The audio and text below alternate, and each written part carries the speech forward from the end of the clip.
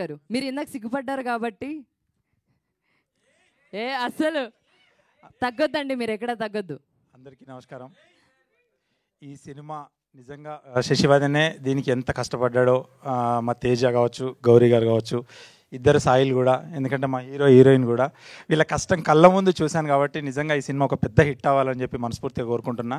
ఇకపోతే మా తేజ అంటే ఇక సినిమాకి చిన్నపిల్లలాగా, సినిమా ఎంత లవర్ అంటే ఆయన ఇంకా సినిమా అంటే పడి చచ్చిపోయే క్యాండిడేట్. 24 గంటలు మొబైల్లో ఉన్నాడంటే సినిమా తప్ప ఇంకేముండదు.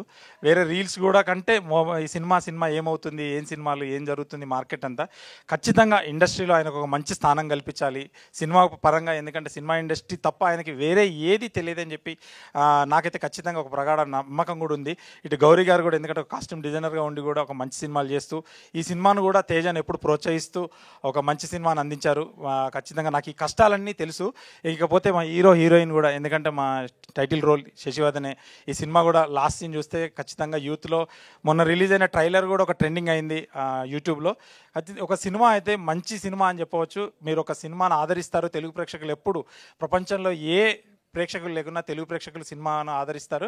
ఖచ్చితంగా ఈ సినిమా పెద్ద హిట్ అవ్వాలి, మా టీం అందరికీ మంచి విజయం చేకూర్చాలని మనస్ఫూర్తిగా కోరుతూ థ్యాంక్ యూ చెప్తున్నాను. థ్యాంక్ యూ శ్రీపాల్ గారు, థ్యాంక్ యూ సో మచ్.